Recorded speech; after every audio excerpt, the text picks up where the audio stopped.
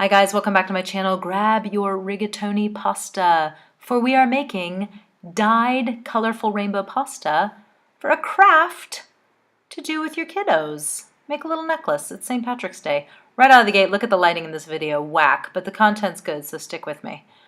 All right, so you've got your rigatoni pasta, and you're gonna need to get some plastic bags. I'm not a big plastic fan, but you do have to use it kind of, for this sort of thing. So get your plastic bag and your little measuring cup and put it down in there because it just kind of makes it less fussy when you're putting all of the ingredients into the bag.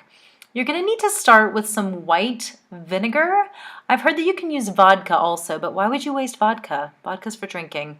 So get your, that says vinegar in German, white vinegar, generic, cheap, easy. Pour 1 teaspoon. You might need a little bit more. You got to eyeball it. I just say start with 1 teaspoon of white vinegar and then scramble to find scissors live from your studio in heaven. Look at that white. Ay, Dios mío. Okay, so get your scissors and hack off the top of your food coloring.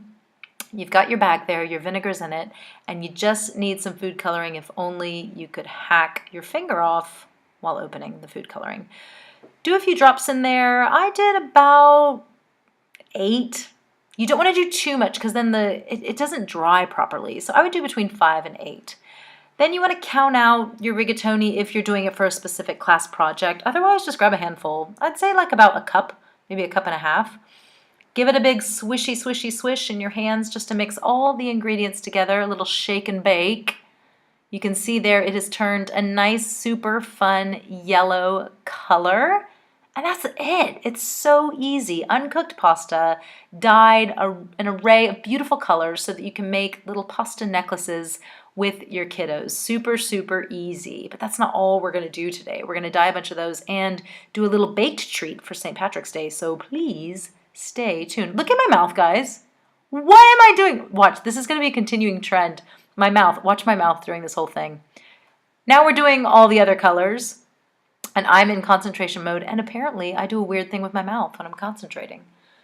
Count them out, count them out, count them out. You can mix up the order you do things. As you can see, this time I've put the pasta in first, and I've done vinegar. I've added a little more, just kind of playing with a few different options. I'm trying to make orange here, so I've got yellow and red going in. Mix it, mix it, mix it, and this is made like a fiery orangey. Could it be red? It's orange. You can't really tell in the video. So there you go, you've got that one, and that's really it. You've got all your colors here, and look at that. It's a rainbow of fruit flavor. Lay out your pasta on some parchment paper on a baking tray, and that's it, easy peasy. One other thing I want to mention, if you are making these necklaces, if you take a paper straw and cut it and put a slit in it, as you see here, it's much easier to string your yarn through, and it almost acts as like a needle when you're stringing the pasta through, so it makes it a lot easier for kids to have accessibility to this craft.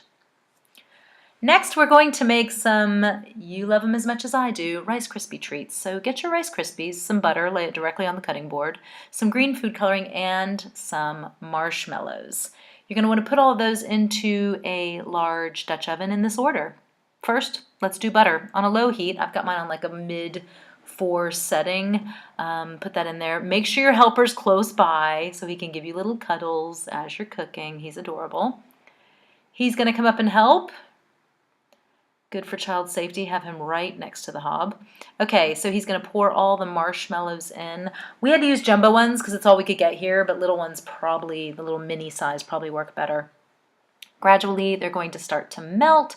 Stir, stir, stir. And then add your food coloring. Now, my result was like a snot wet booger green. That's about the best I could get. Have your partner in crime throw in the Rice Krispies after you've taken this pot off the heat and moved it to the floor, as you do. And stir, stir, stir. Pour all your Rice Krispies in. Hard to do that with one hand. And then put them into some baking paper into a 9 by 12 baking dish. Throw it in the refrigerator for a few hours. And then I like to pull them out for a while so they soften up. And get your little treat packs ready. These are the little treat packs I made for Patrick's class, with a little note from the leprechaun that says, "This pot of gold is yours to keep. Enjoy this greenish happy St. Patrick's Day treat." So we made the pasta necklaces, and then they got a little pot of gold with a little Rice Krispy treat to take home. So much fun. I loved doing this for his class on St. Patrick's Day. So I just got done in Patrick's class doing the pasta necklace craft. You can see it turned out pretty good. The kids kind of abandoned the rainbow order of things, which, you know, didn't get to my former designer OCD brain at all.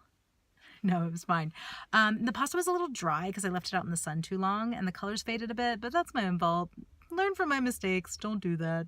It's not Easter yet. It's St. Patrick's Day. People in Europe don't get into St. Patrick's Day a fraction as much as Americans do. I'm like so into it. Like we're going to have green eggs and green pancakes tomorrow, whole 9 yards, and then we can think about Easter. Anyway, super fun doing this craft. Super fun getting to go into my son's school and share the luck of the Irish. Share that craft with them. Ooh, it's a bit of a shine thing. If you're new to my channel, thanks for stopping by. Please consider subscribing. Have fun with us.